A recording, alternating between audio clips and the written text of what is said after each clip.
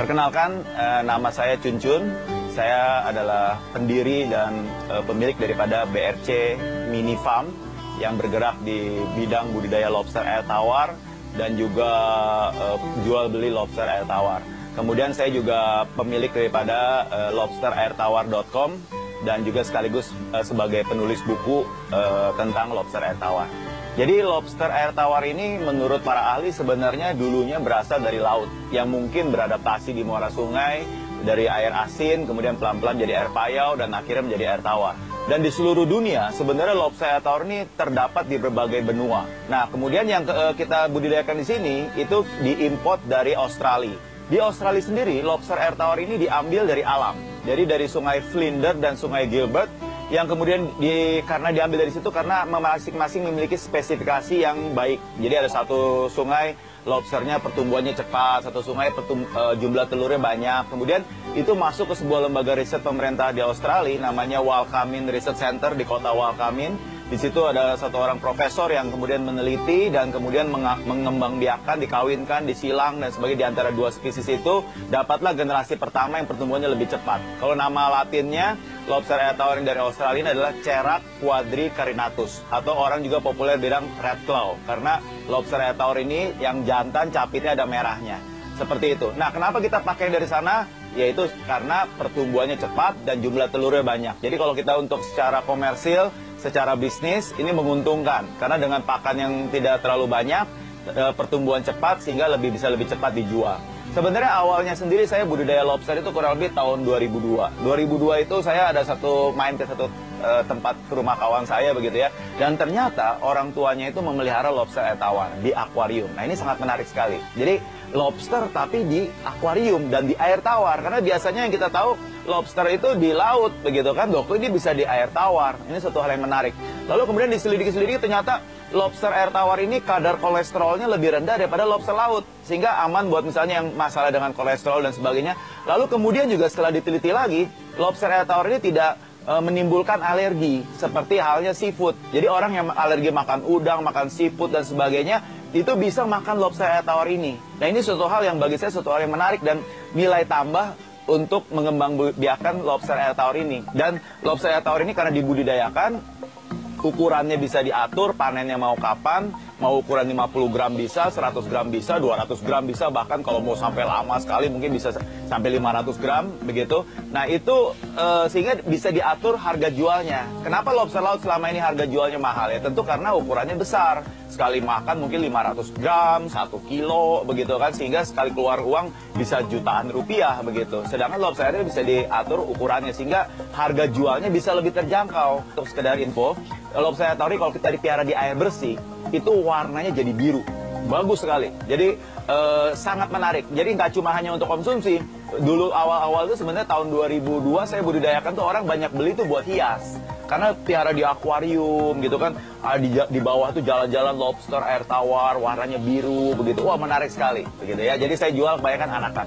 Nah, cuma memang dalam berjalannya waktu saya pikir ini kalau orang cuma beli buat hias ya, buat ditaruh di akuarium, dipelihara saja gitu kan. Nanti kalau dia nggak mati-mati kan dia nggak beli lagi kan.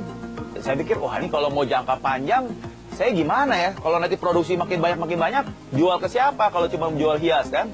Maka kemudian saya pikirkan ini kalau memang mau jangka panjang itu harus dikonsumsi, harus dimakan. Jadi karena aslinya awalnya di Australia memang buat dikonsumsi, memang buat dimakan begitu kan.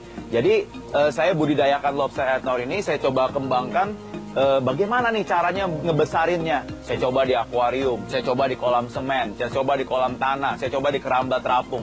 Itu tujuannya apa? Mencari cara bagaimana supaya lobster air tawar ini bisa bertumbuh dengan cepat tapi juga ekonomis. Tapi saya coba di kolam tanah justru lebih bagus karena saya teliti memang lobster air tawar ini di Australia asalnya itu dibudidayakan di kolam tanah dan awalnya pun juga dari alam, dari sungai, dari danau yang notabene airnya butek dan sebagainya, dan itu oke buat lobster air tawar. Jadi kemudian saya kembangbiakan di situ, saya coba sewa kolam di daerah Bogor, saya coba budidayakan dan sebagainya. Dan secara berjalannya waktu, setelah saya sudah bisa berhasil budidayakan pembesaran, memang banyak orang yang tanya, Pak, gimana sih cara budidayanya, cara besarinnya gimana. Kemudian saya jelasin satu-satu begitu. Cuma memang ya kalau datang satu-satu kan ribet begitu ya. Akhirnya saya bikin pelatihan, kelas-kelas pelatihan. Jadi ada orang datang, nanti saya kalau mau pelatihan angka sekian gitu. Akhirnya kita bikin kelas-kelas dan itu berjalan terus sampai sekarang. Jadi orang-orang yang memang mau budidaya lobster itu kita sediakan waktu untuk itu. Dan juga kalau memang waktunya untuk hari tertentu sulit, bisa juga ada namanya kelas pelatihan pribadi. Jadi orang itu bisa satu orang pun juga datang, nanti ada pelatihannya. Nanti cuma kalau pribadi nanti yang melatih ada staf saya. Kalau untuk kelas yang secara jumlah banyak minimal 20 orang, itu nanti yang melatih saya sendiri, seperti itu.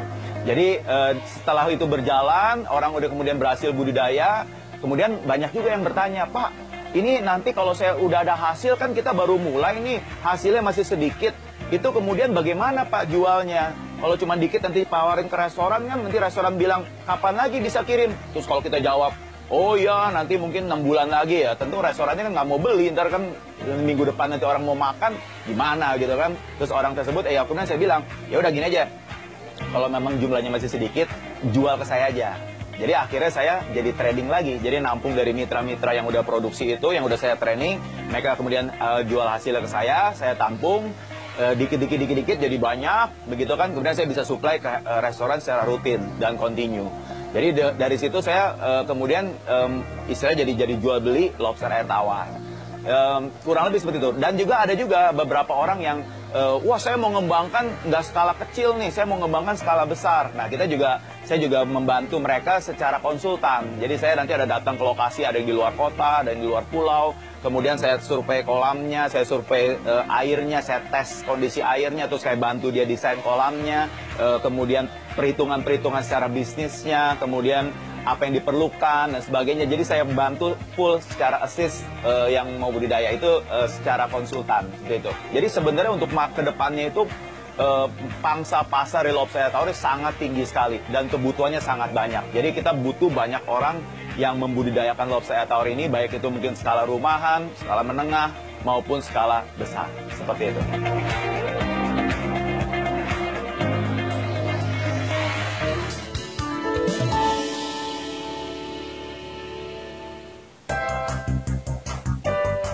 Baik, untuk kawan-kawan di rumah kalau yang mau budidaya lobster air tawar ini, yang paling pertama yang penting harus diperhatikan adalah kondisi airnya. Jadi pertama yang harus dicek adalah air yang akan digunakan buat pemeliharaan lobster itu seperti apa. Jadi bisa menggunakan air tanah, air pump, atau mungkin air sungai pun juga bisa. Tetapi ada beberapa hal yang perlu diperhatikan. Yang pertama adalah pH airnya. pH airnya itu harus kurang lebih 6,5-8. pH air adalah kadar keasaman air.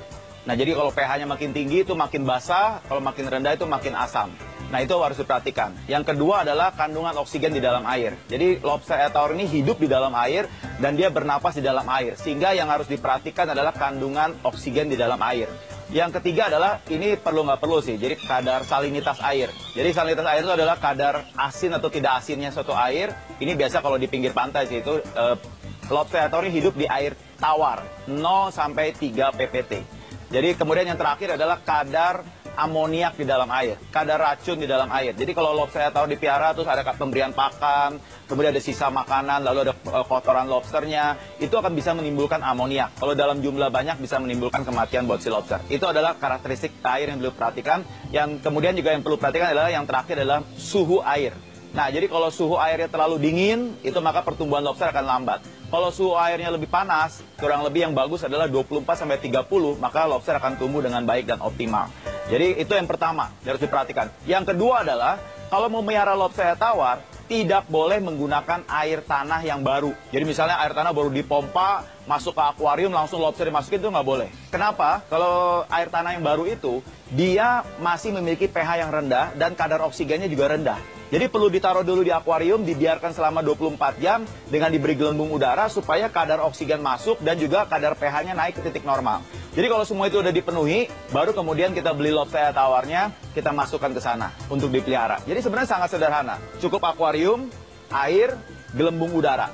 Itu saja. Nah, setelah itu lobster dimasukkan, Dan kalau misalnya kita mau membudidayakan lobster di satu akuarium ukuran 1 meter kali setengah meter, tinggi kira-kira 30 cm dengan air kurang lebih 20 cm, maka kita membutuhkan satu set indukan. Satu set indukan itu isinya adalah 5 betina, 3 jantan. Itu di set untuk satu akuarium. Jadi kita gabungkan bersama-sama di situ, 5 betina, 3 jantan. Paling cepat, itu kurang lebih sekitar 2 minggu, itu mereka sudah ada yang kawin dan bertelur. Mereka akan kawin dulu, lalu sperma ditaruh di perutnya si betina, lalu kira-kira 24 jam kemudian, telur akan keluar dari dalam betinanya tersebut, lalu dibuahi dengan spermanya dan turun ke ekornya si betina. Jadi si telur itu akan ada di dalam ekornya itu, selama kurang lebih 5 minggu. Setelah 5 minggu di ekornya itu, maka telur akan mulai ada kelihatan matanya, nanti pelan-pelan ada kelihatan antenanya, lalu kakinya, dan seterusnya. Dan setelah 5 minggu, pelan-pelan satu demi satu lobster air tawar bayi-bayi itu akan lepas dari ibunya. Dan setelah dia lepas, itu bayi lobster itu sudah dianggap dewasa karena dia sudah bisa cari makan sendiri. Jadi kita kasih makan dengan menggunakan pelet lobster. Jadi pelet lobster ada 2, satu yang sebesar pasir, satu lagi kira-kira sebesar beras. Yang sebesar pasir itu digunakan buat bayi tadi. Kalau yang sebesar beras itu digunakan buat indukan atau anakan lobster yang ukuran 2 inci atau 2 bulan ke atas. Jadi dengan cara itu kita bisa budidayakan lobsternya. Satu betina itu kira-kira bisa menghasilkan sekitar 200 sampai 1000 anakan. Tergantung kepada ukuran lobsternya. Makin besar indukannya, maka jumlah anakannya akan makin banyak. Seperti itu. Nah, setelah dia dikawinkan di satu akuarium, lalu ada yang bertelur tersebut dipindahkan ke akuarium yang lain. Supaya nanti dia menetas di akuarium lain, nanti anak-anaknya akan nyebar semua, lalu kita kasih makan. Setelah anaknya lepas dari ibunya, maka anak si indukannya itu sudah bisa dipindahkan, lalu dikawinkan dengan yang lain lagi. Kemudian tinggal anakannya dirawat. Cara perawatannya gimana? Kalau kita kasih makan, lalu ada kotoran di situ, kita selang. Kita sedot kotorannya, nanti air turun sedikit, tambah lagi air sedikit. Ingat, tidak boleh sedot airnya lebih daripada 50%. Itu bahaya.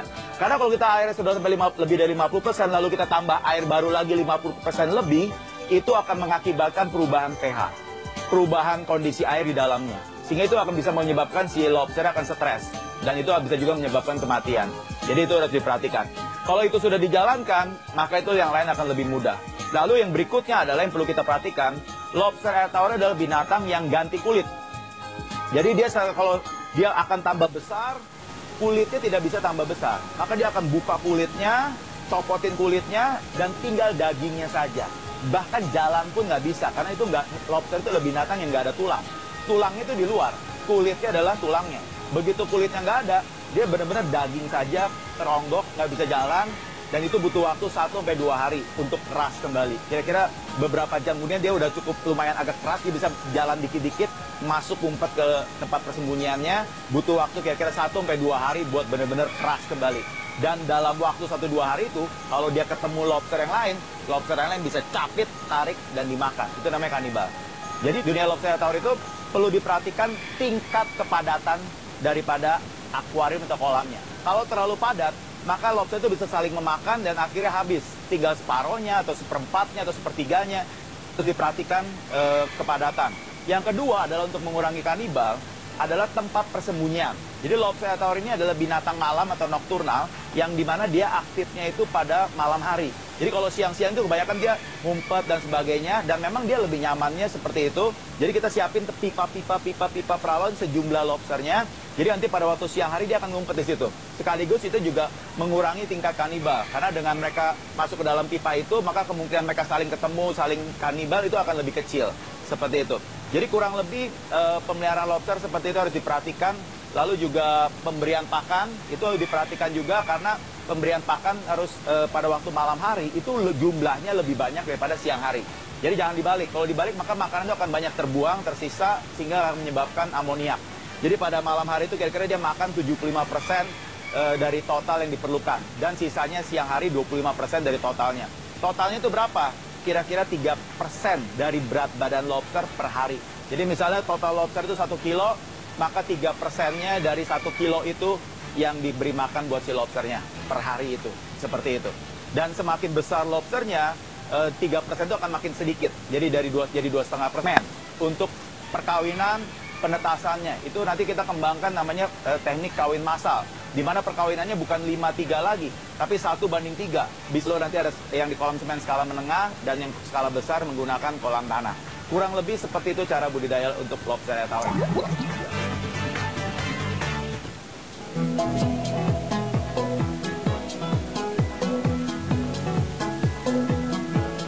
Lobster air laut yang kita kenal di Indonesia itu seperti ini. Jadi lobster laut ini namanya spiny lobster. Spiny lobster itu dia nggak ada capit. Jadi kakinya ada 5. 1, 2, 3, 4, 5. Dan yang saya pegang ini adalah contoh lobster laut yang harganya paling mahal. Namanya jenis mutiara. Jadi di Indonesia itu banyak lobster laut. Ada yang batu, ada yang lobster hijau, lobster bambu. Dan ini yang paling mahal lobster mutiara. Itu harga per kilonya kira-kira 1 juta lebih per kilo. Dan yang ada di belakang saya ini adalah lobster laut mutiara yang beratnya waktu masih hidup dulu itu 4,5 kilo. Jadi bayangin sekali makan ini 4,5 juta. Ya, 30 menit selesai. Satu kredit cicilan 3 bulan. Nah, dan yang saya pegang tangan kiri saya, ini adalah lobster laut yang import dari luar. Jadi kalau lobster laut yang kayak seperti lobster laut Kanada, dari Kanada dan sebagainya, itu dia kakinya cuma 4. 1, 2, 3, 4. Dan kaki kelimanya ini jadi capit. Jadi dia ada capit, 2 capit yang besar. Ini ciri-cirinya lobster laut yang dari Indonesia dengan lobster laut yang import. Dan lobster air tawar yang saya budidayakan, itu bentuknya sama persis seperti ini. Jadi ada capitnya, kakinya ada 4. Mari kita lihat sebelah sini. Jadi cara memegang lobster air tawar ini, kita harus pegang dia dari arah belakang. Jadi pertama diserok dulu. Kemudian kita pegang dia dari arah belakang di bagian kepalanya seperti ini. Jadi kalau megang lobster air tawar ini atau lobster laut pun juga sama, pegang kepalanya. Jadi kalau pegang capit, kalau kita pegang ekornya, dia masih bisa ngebalik nyapit kita. Kalau pegang capitnya apalagi ya. Jadi kalau kita pegang tuh kepalanya. Jadi kalau kita pegang kepalanya, capitnya nggak bisa ke belakang karena engselnya itu terbatas. Dan kita lihat lobster air tawar yang saya budidayakan ini, dia kakinya ada 1, 2, 3, dan 4. Ya, jadi kaki kelimanya itu jadi capit. Persis seperti lobster laut yang dari luar negeri. Nah, tetapi memang bedanya lobster laut yang import itu capitnya jauh lebih besar. Sedangkan yang ini capitnya lebih kecil. Bedanya itu saja. Jadi yang saya pegang ini adalah yang jantan ya. Yang tadi saya katakan bahwa capitnya ada merahnya dan ada alat kelaminnya sebelah sini, ada 2 tonjolan di bawah, seperti itu. Kurang lebih seperti itu. Dan kalau lobster ini berganti kulit, kita bisa lihat luar biasanya. Kalau dia ganti kulit, kulitnya sama persis seperti lobsternya. Ada capitnya, ada kumisnya, ada antenanya, ada antena yang kecilnya, ada kakinya dan sebagainya, semua lengkap. Jadi ketika dia dagingnya keluar itu semua benar-benar keluar. Termasuk daging kumisnya dia tarik dari dalam. Daging capitnya dia tarik dari dalam. Daging ekor semua dia sistemnya tarik dari dalam, tarik. Dan keluarnya lewat sini. Antara kulit kepala, kulit ekor, nanti dia keluar lewat sini. Pluk, keluar. Semua dia tarik dari dalam dagingnya. Jadi kalau kita sandingkan kulit dengan lobsternya, itu sama persis. Bedanya cuma satu. Yang membedakan ini kulit atau lobsternya, yaitu apa? Kita lihat matanya. Jadi kalau si kulit itu nggak ada matanya. Jadi kalau kita lihat di akuarium kita pelihara 8 ekor, tahu-tahu loh, kok jadi 9. Nah, itu kita harus lihat mana yang nggak ada matanya. Kalau yang nggak ada matanya, itu kulitnya. Dan yang kedua adalah yang luar biasa. Ketika lobster ganti kulit, apa yang cacat akan kembali normal lagi. Misalnya, sebelumnya mungkin dia capitnya ada buntung. Mungkin sebelumnya kumisnya ada buntung dan sebagainya, anggota badannya ada yang buntung. Ketika ganti kulit, anggota badan tersebut akan tumbuh lagi. Jadi lobster bisa meregenerasi sel-sel tubuhnya yang rusak. Dan dipercaya, ada beberapa penelitian memang masih pro kontra, ada yang mengatakan bahwa kemungkinan lobster air tawar ini adalah termasuk binatang yang abadi. Dalam pengertian gini, dia nggak pernah mati karena tua. Jadi ketika dia berganti kulit, dia akan meregenerasi sel-sel tubuhnya yang rusak. Mungkin sebelumnya ada organ-organ tubuhnya udah lemah, jadi baru lagi dan seterusnya. Jadi sehingga bisa dikatakan bahwa dia akan terus hidup, jadi muda lagi, jadi muda, terus masih muda. Jadi dia nggak pernah jadi tua. Jadi dia nggak mati karena tua. Memang masih pro kontra, tetapi itu suatu hal yang menarik dari lobster air tawar ini. Baik, ini kita akan jawab beberapa pertanyaan dari kawan-kawan di sini ada Vito Nolan 71 yang menanyakan syarat hidup lobster air tawar itu bagaimana. Jadi seperti yang mungkin saya sudah bahas sebelumnya tadi, bahwa syarat hidup lobster air tawar itu dia adalah yang kita harus perhatikan airnya. Jadi yang pertama, suhu air 24-30 derajat, kita masukkan termometer ke dalam air, kita ukur suhunya. Yang kedua adalah kita menggunakan tes pH untuk mengukur kadar pH-nya. Dia harus 6,5 sampai 8 dalam range itu. Dan kemudian kalau sebagai tambahan, kalau sudah peliharaan cukup lama, harus dicek juga kadar amoniak. Kadar amoniaknya itu maksimal 1 ppm. Itu syarat hidup untuk lobster air tawar. Kemudian pertanyaan kedua dari Tripras yang menanyakan cara memilih benih dan perawatan benih. Jadi kalau asumsi saya benar, benih yang dimaksud adalah anakan. Yang pertama kita harus cari anakan dari indukan yang berkualitas. Jadi tidak sembarangan anakan. Jadi kita perlu ketahui ketika indukan itu dikawinkan, dia menghasilkan ratusan anakan. Ratusan anakan itu akan terbagi 3 grade. Grade A, grade B, dan grade C. Grade A itu pertumbuhannya paling cepat. Itu biasa kita simpan untuk jadi calon indukan. Itu hanya ada sekitar 20%. Lalu ada sekitar 60% itu pertumbuhannya standar. Itu yang kita pakai untuk pembesaran konsumsi. Lalu ada sekitar 20% lagi sisanya, itu yang pertumbuhannya paling lambat. Itu kita biasa jual untuk jual hias. Jadi yang kita pakai hanya grade A dan grade B. Taunya dari mana? Taunya tentu kita lebih aman, kita beli indukan, kita ternakan sendiri, kita hasilkan benih sendiri. Maka dari situ kita bisa tahu pasti bahwa anakan itu kualitasnya seperti apa. Itu yang paling benar. Dan perawatan benih sebenarnya sama dengan perawatan indukan, dengan kondisi air yang sama, pH yang sama, lalu kemudian pemberian pakan juga sama. Pengertian benih yang biasa dilakukan di dunia lobster air tawar adalah ukuran 2 inci atau umurnya minimal 2 bulan. Itu secara daya tahan tubuh dan sebagainya sudah cukup kuat untuk dikirim jarak jauh dan sebagainya. Seperti itu. Kemudian ada pertanyaan dari Amel Bapau mengenai cara pemberian makan lobster. Jadi pertama kita harus tahu dulu, lobster ini adalah pemakan segala. Dia bisa makan apa saja. Jadi kalau kita misalnya mau kasih makan keong mas, kasih makan ikan lucah yang harganya murah, kasih makan misalnya kayak jagung, nggak bisa. Jadi yang penting memenuhi protein dan karbohidrat, itu minimal. Nanti selain itu ada lagi vitamin dan sebagainya. Nah itu kita bisa menggunakan pakan alami, dan yang perlu diingat adalah pemberian pakan tidak boleh berlebihan. Jadi dia harus udah habis dalam waktu kira-kira 12 jam. Jadi kalau lebih dari itu, takutnya dikhawatirkan pakan alami tersebut akan membusuk.